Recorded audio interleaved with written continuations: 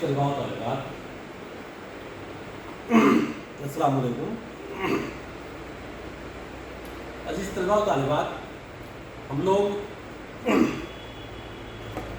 Be a second year کے ایسل میں شامل نصاب شعراء کی غزلوں کا مطالعہ کر رہے تھے۔ آئیے اسی سلسلے کو آگے بڑھاتے ہوئے اخیر کی 3 غزلیں ہماری نصاب سے متعلق ہیں وہ رہ گئی، ان 3 غزلوں کو مکمل کریں۔ آج جس شاعر کے تعلق سے ہم کو گفتگو کرنا ہے، جن شاعر کی غزل کا مطالعہ کرنا ہے، ان کا مختصر سا تعارف آپ کے سامنے ہے۔ جو غزل ہم کو شامل نصاب میں مطالعہ کرنا ہے، اس کے شاعر ہیں فانی بدایونی۔ فانی کا ایک شعر ہے، فانی خود کہتے ہیں فانی وہ بلا کشو غم بھی مجھے راحت ہے، فانی وہ بلا کشو غم بھی مجھے راحت ہے، میں نے غم راحت کی صورت بھی نہ پہچانی۔ اتنے شعر میں فانی بدایونی نے اپنی زندگی کی پوری حقیقت کو بیان کر دی۔ آئیے ہم آگے تعارف حاصل کرتے ہوئے معلوم کریں گے کہ فانی کی زندگی اصل کیا تھی اور فانی نے کیوں یہ بات کہی۔ فانی یاسیت کے امام مانے جاتے ہیں۔ فانی بدایونی کو دکھ، غم، حزن کا امام کہا جاتا ہے، یاسیت کا امام کہا جاتا ہے۔ حزن و یاس ان کے کلام کا جز اعظم ہے۔ سوز و گداز جو غزل کی روح ہے، اس کی جلوہ فرمانی یا تو میر کے یہاں ہے یا فانی کے یہاں۔ فرق صرف یہ ہے کہ میر کے غم میں ایک گھٹن سی محسوس ہوتی ہے اور فانی کا غم لذت بخش ہے۔ میر کے یہاں نشاط غم کا عنصر نمایاں ہے، فانی کو مرگھٹ کا شاعر یا قبرستان کا مجاور کہنا حد درجے ناانصافی ہے۔ ہاں وہ موت کا شاعر ضرور تھا، مگر موت ہی اس کے نزدیک سرچشمہ حیات بن گئی تھی۔ غم نے نشاط کا روپ اختیار کر لیا تھا، لذت غم سے اس کاسے نے معمور نظر آتا ہے۔ یہ اس کے فن کے کمال ہے کہ انسان غم سے فرار نہیں چاہتا، بلکہ غم میں ایک ابدی سکون اور سرور پاتا ہے۔ زندگی کے نامرادیوں میں وہ درد اور میر کا ہم نوا ہے۔ کہتے ہیں میر کا ایک مصرع ہے جس میں کہتے ہیں ہم نے مرمر کے زندگانی کی، درد کا مصرع ہے ہم نے اس جینے کے ہاتھوں مر چلے، اور فانی کہتے زندگی نام ہے مرمر کے جیے جانے کا۔ بقول مجنوں گورکھپوری، فانی کی شاعری کو موت کی انجیل کہا جائے تو بے جا نہ ہوگا۔ وقال خواجہ احمد فاروقی، غم عشق اور غم روزگار نے مل کر دل کو آتش کدہ بنا دیا تھا، یہی آگ کے شعلے زبان شعر سے نکلے ہیں تو ایک شاعر کا نام فانی ہوا۔ فانی بدایونی نے 12 اگست 1941 کو حیدرآباد میں وفات پائی۔ انتقال کے وقت ان کی عمر 62 برس کی تھی۔ اگر ان کی شاعری پر نظر ڈالی جائے تو فانی کی شاعری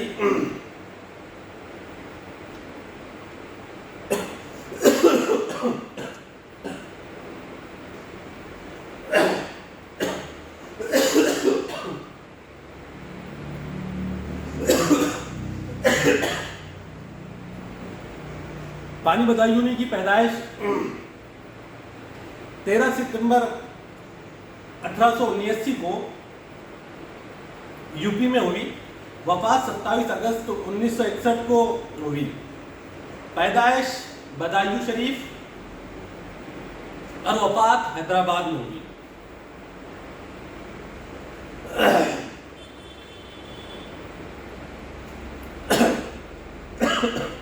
فانی کا نام شوکت علی تھا۔ فانی تخلص کرتے تھے۔ 1879 میں بدایوں میں پیدا ہوئے۔ فانی کے والد محمد شجاعت علی خان محکمہ پولیس میں انسپکٹر تھے۔ روش زمانہ کے مطابق پہلے عربی اور فارسی کی تعلیم حاصل کی، اس کے بعد انگریزی پڑھی اور 1901 میں بریلی سے بی اے کیا۔ کالج چھوڑنے کے بعد کچھ عرصے پریشانی کے عالم میں گزارا، لیکن شعر و سخن کی دلچسپیاں ان کے تسلی کا ذریعہ بنی۔ 1908 میں علی گڑھ سے LLB کیے، امتحان پاس کیا، لیکن وکالت کے پیشے سے انہیں کوئی دلچسپی نہ تھی۔ صرف والد کے مجبور کرنے پہ وکالت شروع کی اور کچھ عرصے بریلی اور لکھنؤ میں پریکٹس کرتے رہے، لیکن قانون سے لگاؤ نہ ہونے کی وجہ سے بحیثیت وکیل کامیاب وکیل ثابت نہ ہونے پائے۔ مجموعی طور سے فانی کی زندگی پریشانی میں گزری، لیکن جس وقار اور فراغ دلی کے ساتھ انہوں نے مصائب کو برداشت کیا وہ انہی کا کام تھا۔ ان کی اس پریشان حالی سے متاثر ہو کر مہاراجہ حیدرآباد نے انہیں اپنے پاس بلا لیا اور اسٹیٹ سے تنخواہ مقرر کر دی. پھر وہ محکمہ تعلیم میں ملازم ہوئے اور ہیڈ ماسٹر مقرر ہوئے. اس اثنا میں رفیق حیات فوت ہو گئی. 1933 میں جواں سال بیٹی کا انتقال ہو گیا جس سے فانی کے دل کو ٹھیس لگی. آخرکار ساری زندگی ناکامیوں اور مایوسیوں میں بسر کی اور 82 سال کی عمر میں 1961 میں وفات پائی. حیدرآباد میں فانی بدایونی کی وفات ہوئی.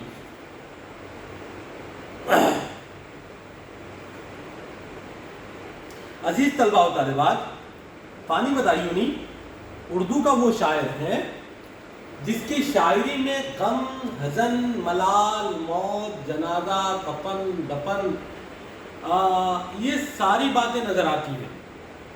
ہم کو تعجب یہ ہوتا ہے کہ غزل جہاں حسن و عشق کی بات کرتی تھی یہاں کیسے اتنی مایوسی کا شکار نظر آتی ہے. فانی کے پاس غزل کے یہ موضوعات جو کہ فانی سے قبل اس تواتر کے ساتھ کسی ایک شاعر کے پاس واحد غم، حزن، ملال، جدائی، کفن، موت، مٹی یہ ساری باتیں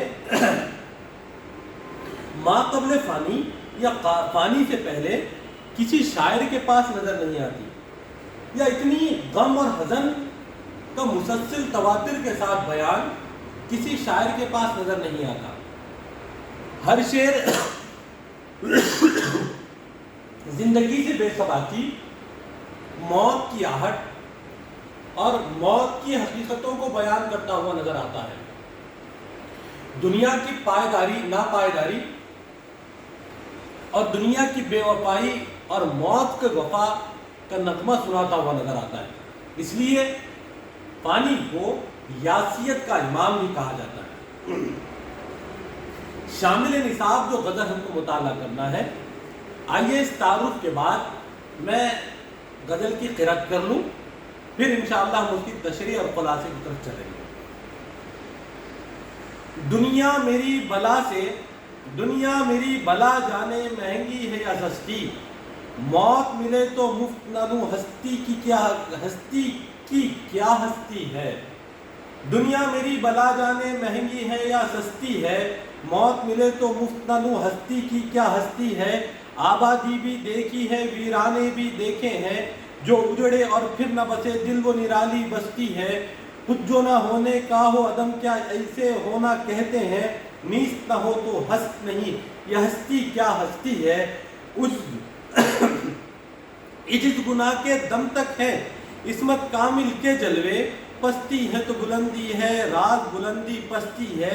جان سی شے بک جاتی ہے ایک نظر کے بدلے میں، آگے مرضی گاہک کی ان داموں تو سستی ہے. وحشت دل سے پھرنا ہے اپنے خدا سے پھر جانا، وحشت دل سے پھرنا ہے اپنے خدا سے پھر جانا. دیوانے یہ ہوش نہیں، یہ تو ہوش پرستی ہے. جب سونا ہے تیرے بغیر آنکھوں کا کیا حال ہوا، جب بھی دنیا بستی تھی اب بھی دنیا بستی ہے. آنسو تھے تو سو خوش ہوئے جی ہے کہ امٹ آتا ہے، دل پہ گھٹا سی چھائی ہے، کھلتی ہے نہ برستی ہے، کھلتی ہے نہ برستی ہے. دل کا اجڑنا سہل سہی بسنا سہل نہیں ظالم، دل کا اجڑنا سہل سہی بسنا سہل نہیں ظالم. بستی بسنا کھیل نہیں ہے، بستی بستے بستی ہے. بستی بسنا کھیل نہیں، بستی بستے بستی ہے. آنسو تھے سو خوش ہوئے جی ہے کہ امٹ آتا ہے، دل پہ گھٹا سی چھائی ہے، کھلتی ہے نہ برستی ہے. دل کا اجڑنا سہل نہیں بسنا سہل نہیں ظالم، بستی بسنا کھیل نہیں، بستے بستے بستی ہے. پانی جس میں آنسو کیا دل کے لہو کا بال نہ تھا، ہائے وہ آنکھ اب پانی کے دو بوندوں کو ترستی ہے. عزیز طلباء و طالبات، غزل کے مطلع سے لے کر مقطع تک شاعر نے اس غزل میں مکمل دنیا کی حقیقتوں کو بتایا ہے، دنیا کے نشیب و فراز کا تذکرہ کیا ہے، دنیا کی ترقی اور دنیا کے تنزل کا ذکر کیا ہے، حیات و ممات کا تذکرہ کیا ہے، حیات کی حقیقت اور ممات کی حقیقت کو واضح کیا ہے. آدمی یہ سمجھتا ہے کہ موت پر زندگی ختم ہو جاتی ہے، لیکن شاعر کہتا ہے موت کے بعد ایک اور زندگی شروع ہوتی ہے۔ آدمی یہ سمجھتا ہے کہ دنیا کے ختم ہونے پر دنیا ختم ہو جائے گی، شاعر کہتا ہے کہ دنیا کا ہمارے جانے سے دنیا ختم نہیں ہوگی، بلکہ کوئی اور نیا آ کر اس دنیا کو اور بسا لے گا۔ اور انتہائی دنیا سے لاپرواہ اور بیزار شاعر نظر آتا ہے۔ مطلع کے شعر میں شاعر کہتا ہے دنیا میری بھلا جانے مہنگی ہے یا سستی ہے، موت ملے تو مفت نہ لوں، ہستی کی کیا ہستی ہے۔ ساتھیوں، یہ حقیقت ہے کہ آدمی اس دنیا میں اگر آئے تو اس کا اختتام موت پر ہو جائے گا، لیکن موت وہ حقیقت ہے اور وہ لامنتہا زندگی کا نام ہے جس کا اختتام نہیں۔ آدمی اس دنیا میں رہ کر کتنا رہے؟ 100 سال، 125 سال، لیکن موت آئے گی۔ موت کے بعد پھر کوئی موت نہیں۔ اس لیے یہ دنیا کی جو وجود ہے یہ کوئی اہمیت نہیں رکھتا۔ یہ دنیا کا جو انسان کا رچنا بسنا ہے یہ کوئی اہمیت ہی نہیں رکھتا۔ شاعر زندگی کے اس فلسفے سے واقف ہے، اس لیے اس کو اپنا وجود اور اپنی ہستی جو اس دنیا میں آدمی اپنے آپ کو بہت تام جھام عیش و عشرت ان 60-70 سالہ زندگی کو بہت کچھ سمجھ کر بہت کچھ کرنا چاہتا ہے، وہ ایک غفلت کے پردے میں رہتے ہوئے اپنی زندگی کی لامنتہائی حقیقت کو بھول جاتا ہے۔ اس لیے اس کے نظروں کے سامنے جو کچھ وجود ہے یہی اہمیت حاصل کر جاتا ہے۔ شاعر اس کی حقیقت سے واقف ہے اور شاعر کہتا ہے یہ دنیا میری بلا جانے، یہ دنیا میری بلا جانے مہنگی ہے یا سستی ہے۔ شاعر کہہ رہا ہے یہ دنیا سے میرا کوئی تعلق ہی نہیں، یہ مہنگی ہو جائے یا سستی ہو جائے، یہ قیمتی ہو جائے یا بے مول ہو جائے، اس کا ترہ بڑھ جائے، اس کی عزت حقت گھٹ جائے، میرا اس سے کوئی سروکار ہی نہیں ہے۔ میں اس دنیا سے تو لاپرواہ ہوں، اس دنیا سے تو بیزار ہوں۔ یہ دنیا کے تعلق سے یہ مہنگی ہے، سستی ہے، اچھی ہے، بری ہے، برا اچھا، فائدہ مند ہے، نقصان دہ ہے، یہ اس کا میں ان چکروں میں نہیں پڑتا۔ دنیا میری بلا جانے، کہتے ہیں کہ میری بلا سے، دنیا میری بلا جانے مہنگی ہے یا سستی ہے۔ موت ملے تو مفت نہ لوں، ہستی کی کیا ہستی ہے نا کہ میری دنیا کی جو دنیا داروں کے نظر میں یہ دنیا کی جو بے انتہا قدر و قیمت ہے، یہ دنیا کی قدر و قیمت میری نظر میں قطعی کچھ بھی نہیں ہے۔ اور جو دنیا والے یہ موت سے بھاگتے ہیں اور موت سے ڈرتے ہیں، شاعر کہہ رہے ہیں میں تو اس موت کو بھی مفت میں نہ لوں، ہاں اس موت کو بھی مفت میں نہ لوں۔ موت ملے تو مفت نہ لوں، ہستی کی کیا ہستی ہے۔ کہہ رہے کہ موت بھی آئے تو میں مفت میں نہ لوں، یہ دنیا کی کیا حقیقت ہے، مہنگی ہو سستی ہو اس کی کوئی میرے پاس قدر و قیمت نہیں۔ آبادی بھی دیکھی ہے، ویرانے بھی دیکھے ہیں، جو اجڑے اور پھر نہ بسے دل وہ نرالی بستی ہے۔ شاعر کہہ رہا ہے کہ آدمی بحیثیت آدمی اس دنیا کے چکر میں اس قدر پڑا ہے کہ وہ دنیا کی عیش و عشرتوں کو، زیبائشوں کو، تام و جھام کو، محل کو، اپنی بود و باش کو، اپنے گھروں کو، اپنے خاندانوں کو، اپنی تزئین کاری میں پڑا ہوا ہے۔ جو کہ ایک دن ختم ہونے والی ہے۔ یہ تام جھام، یہ عیش و عشرت کیا ہے؟ آبادی بھی دیکھی ہے، ویرانے بھی دیکھے ہیں۔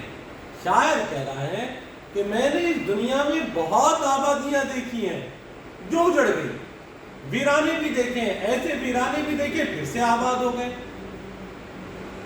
یہ دنیا کا نظام ہے، آج کوئی اجڑے کل بچ جائے، کل جو بچے وہ آج اجڑ جائے۔ لیکن آدمی دنیا کے پیچھے، دنیا کے اجڑنے اور بسنے کے چکر میں لگ جائے، اجاڑنے اور بسانے کے چکر میں لگ جائے، اس کی آشائش میں لگ جائے تو وہ بھول جاتا ہے، ہر اجڑے اور پھر نہ بچے، جو اجڑے اور پھر نہ بچے، دل وہ پرانی، دل وہ نرالی بستی ہے۔ کہہ رہا ہے کہ دنیا کے اجڑنے اور بسنے کا تو چکر چلتا رہے گا، لیکن جو دل ہے، جو ایک بار اجڑ جائے وہ دوبارہ نہیں بسے گا۔ دل جو اجڑے وہ پھر نہ بسے، دل وہ نرالی بستی ہے۔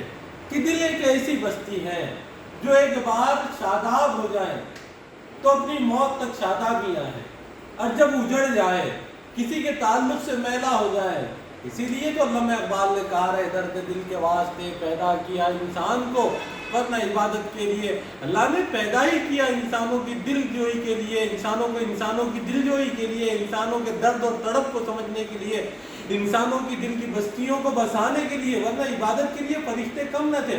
بلکہ قرآن میں، احادیث میں تو یہ بھی بات آتی ہے، اللہ کے نبی صلی اللہ علیہ وسلم نے فرمایا ہے کہ میں اس بات کو پسند کرتا ہوں کہ سارے مسلمان آ کر کعبۃ اللہ کو ڈھا دے، لیکن اس بات کو پسند نہیں کرتا ہوں کہ کسی مسلمان کی زبان سے کسی مسلمان کو تکلیف پہنچ جائے، اس کا دل ٹوٹ جائے۔ دل وہ نرالی بستی ہے، دل وہ نرالی جو اجڑے اور پھر نہ بسے، دل وہ نرالی بستی ہے۔